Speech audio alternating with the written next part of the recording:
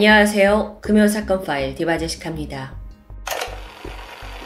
1971년 8월 23일 낮 2시 15분 서울 대방동 건물이 즐비한 대로에 난데없는 총성이 울려 퍼졌습니다. 근처를 지나가던 사람들은 혼비백산 놀라서 도망치기 시작했죠. 잠시 후 수원, 영등포, 인천이라고 쓰인 버스 한 대가 빠른 속도로 달려왔는데 경찰들이 세워둔 바리케이트에 부딪혀 정차하고 말았죠. 근데 곧이어 무장한 경찰들이 이 버스를 향해 총격을 시작합니다. 버스 안에서도 대응 사격이 이어졌습니다. 그러니까 이 버스가 일반 승객을 태운 차가 아니었던 겁니다. 잠시 뒤 버스 내부에서 수류탄이 터졌고 주위가 잠잠해졌습니다. 그때 버스 안에는 무장한 군인 22명이 있었는데 이 중 18명이 즉사했고 4명만이 살아남습니다. 대난, 서울 한복판에서 벌어진 유례없는 총격전. 사건 직후인 오후 3시 간첩대책본부에서 공식 발표를 진행했습니다. 무장공비들이 서울에 침투했다가 저지되었다 라는 내용이었죠. 그런데 3시간 뒤인 오후 6시 발표가 정정됩니다. 국방장관이 직접 전한 내용은 공군의 관리 아래 있던 특수범들이 격리 수용된 데 불만을 품고 탈영한 거라는 설명. 그렇게 이 정부 발표 이후 사람들에게 그날은 단순 탈영범들의 총격 사건으로 기억됩니다. 그로부터 30여 년이 지난 1999년과 2003년, 이 사건을 모티브로 한 동명의 소설과 영화가 개봉하면서 그동안 숨겨져 있던 진실이 드러납니다. 책과 영화의 제목은 실미도. 이 사건의 씨앗으로 볼 수 있는 건 1968년으로 거슬러 올라갑니다. 6.25 전쟁 이후에 남북관계에는 크고 작은 충돌과 긴장의 연속이었죠.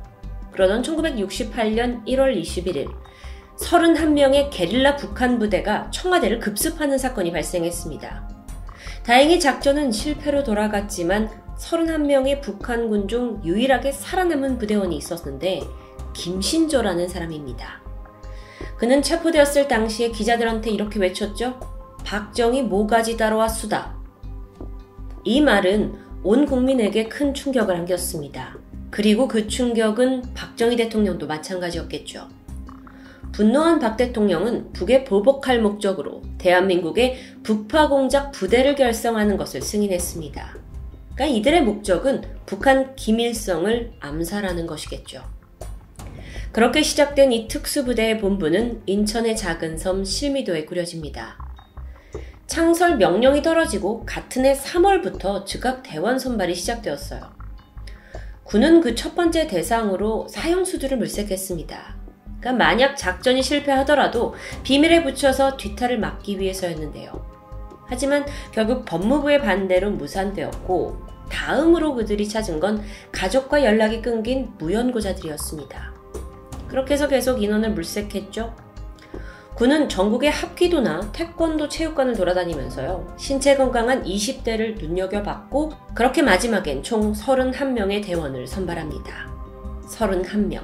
이 인원은 북한이 난파했던 그 31명과 같은 규모였죠. 모집된 그리고 일부 납치된 대원들의 직업은 다양했습니다. 그 중엔 운동선수, 수리공, 서커스 단원, 심지어 요리사도 있었습니다. 이렇게 특수부대에 오랫동안 훈련받은 군인이 아니라 평범한 직업을 가졌던 사람들까지 선발된 데는 이유가 따로 있었습니다. 바로 이 훈련에 참가하면 다양한 보상을 해준다는 달콤한 약속 때문이었죠. 임무기간 중에 월 600달러 지급, 이틀에 한 번 담배 한 갑, 외출 자유, 보장됩니다. 참고로 당시의 미화 600달러라는 가치는 하나로 그때 당시 환율로 계산하면 약 16만 원인데 그때의 공무원 한 달 월급이 10,000원 정도였으니까 정말 엄청난 액수죠. 또 6개월만 훈련을 받으면 미군 부대에 취직을 시켜준다 라는 소리를 듣고 입대한 사람도 있었습니다.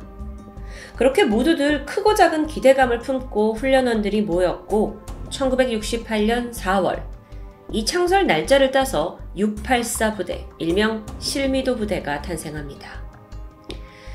이후 인천 실미도에서 그들을 기다린 건 말 그대로 지옥훈련 그 자체였습니다. 근데 이게 단순한 병영훈련과는 좀 거리가 멀었죠. 실미도 훈련장에 가보면 이 대원들을 관리하기 위해 군에서 파견한 기관병들이 있었습니다. 문제는 이 기관병들이 실탄이 장전된 기관총을 들고 대원들을 위협했다는 부분인데요. 분위기가 아주 살벌하죠. 더 빨리빨리 해라! 라면서 실제 사격을 가하는 바람에 한 부대원은 옆구리에 관통상을 당하기도 했습니다. 이런 무시무시한 분위기 속에서 안전장비도 없이 외줄타기를 강요했고 또 한 대원은 그로 인해 머리가 깨지는 사고를 당하기도 했습니다. 훈련을 제대로 소화하지 못하면 인간 이하의 대접과 온갖 폭행을 당하기 일쑤였고요. 하루 일과를 좀 살펴보면 새벽 4시 30분에 시작됩니다. 그리고 훈련은 오후 5시까지 이어졌죠. 저녁 6시 10분부터는 정신교육이라는 명목하에 구타가 이어졌는데요. 이들은 정말 24시간 내내 무장한 기관병들의 강력한 통제와 매서운 감시 속에서 살아갔던 겁니다. 근데 문제는 사실 이런 고된 훈련만이 아니었어요. 처음 지원했을 때 준다던 $600는커녕 매달 고작 3,200원 정도의 봉급을 받습니다. 이마저도 3개월이 지나서는 받질 못했죠. 외출도 자유롭지 않았습니다. 이렇게 실미도 부대의 상황이 매우 열악했는데 놀랍게도 대원들의 능력은 그야말로 일취월장이었습니다. 특수부대라는 이름에 맞는 그 훈련 때문이었을까요? 대원들은요, 산악 6km 정도 구간을 26분 만에 완주할 수 있었고요. 이건 그 북한 김신조 부대의 속도보다 1분 빠른 기록이라면서 군이 기뻐했죠. 대원들이 사격을 하면 명중률이 거의 100%에 가까웠다고 합니다. 시간이 지나서 훈련 1년차가 되니까 군 부대의 그 경계를 뚫고 서울 오류동에서 경북 의성까지 210km를 들키지 않고 침투하는 모의 훈련에 성공하기도 했습니다. 극도의 지옥 훈련도 이겨낸 대원들, 이때쯤 되니 자신감이 그야말로 하늘을 찔렀다고 해요. 이제 북한에 침투해서 김일성을 암살하는 건 시간 문제라고 생각했습니다.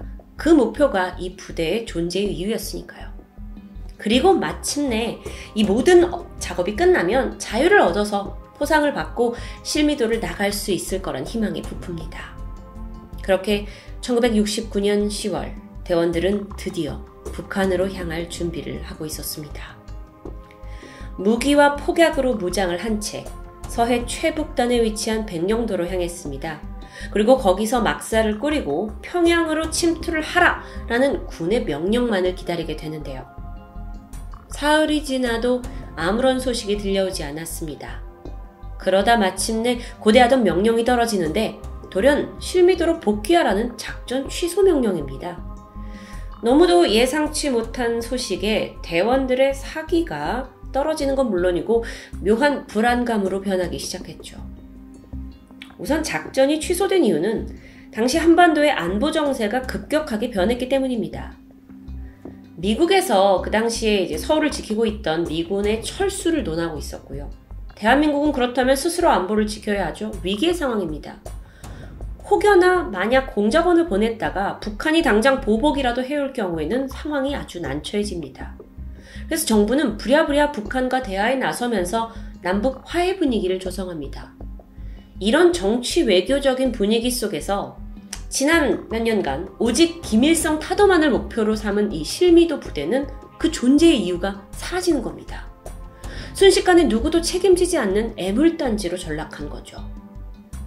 이후 정부의 방치 아래 시간은 속절없이 흘렀습니다. 처음 약속된 훈련 기간 6개월은 이미 지난 지 오래고요. 어느덧 3년 차에 접어들었죠. 그 사이 부대의 생활 환경은 더 열악해졌습니다. 보급품들은 형편없어졌고요. 사실 방치된 부대에 좋은 걸 보낼 필요가 없다고 생각했던 모양이에요. 식사는 개밥 수준이었다고 하네요. 근데 그마저도 잘 나오지 않아서 대원들은 굶주림에 시달렸고요. 그래서 실제로 부대 내에 있는 개밥을 훔쳐먹거나 또 산에서 나오는 뱀을 잡아먹는 대원도 있었습니다. 심지어 섬 밖을 나가는 것도 아주 강력하게 통제됐고요. 그야말로 섬에 갇혀서 대접도 못 받고 돈도 못 받고 딱히 임무도 없는 답답한 상황. 그러자 내부에 점점 균열이 생기기 시작합니다. 기관병들은 이 대원들의 군기를 좀 상기시키고자 했지만 대원들은 이미 사기가 떨어졌고 그렇게 이 두 그룹은 사사건건 부딪히기 시작합니다. 그러던 1970년 8월 실미도 부대 연병장에 한 대원이 포승줄에 묶여서 질질 끌려 나옵니다. 그의 이름은 윤태산. 사소한 다툼으로 인해서 기관병을 폭행한 죄로 묶여 있었던 거죠. 물론 이게 군에서는 결코 용납되지 않는 문제입니다. 근데 이후 이 윤태산에게 내려진 형벌은 너무도 가혹합니다. 기관병들이 다른 대원들에게 몽둥이로 윤태산을 직접 때리라고 지시한 겁니다. 대원들이 머뭇거리죠. 총을 들이밀면서 위협했고 결국 대원들은 번갈아 가면서 몽둥이로 자신의 동료를 때릴 수밖에 없었습니다. 그리고 끝내 윤태산 씨는 그들 손에서 죽음을 맞이했죠. 이후 시신은 불에 태워진 후 바다에 던져집니다. 몇 년간 같은 밥을 먹고 함께 땀 흘리면서 동고동락한 대원을 이렇게 직접 때려 죽이는 건 끔찍한 일이었습니다. 하지만 대원들은 이런 부조리한 명령을 따를 수밖에 없었죠. 복종을 거부할 경우 이들에게 주어진 건 이 폐쇄된 실미도 섬에서 아무도 몰라주는 죽음뿐이었기 때문입니다. 그렇게 약 2년 반 동안 실미도에 모여있던 대원들 31명 중 7명이 크고 작은 사고로 목숨을 잃었습니다. 분위기가 점점 험악해져요. 그렇게 위태롭던 어느 날, 대원들이 몰래 구해온 소주를 나눠 마시다 들키게 됩니다. 단체로 얼차례를 받게 됐죠. 어쩌면 평소에도 군에서 있을 법한 사건일 수 있습니다.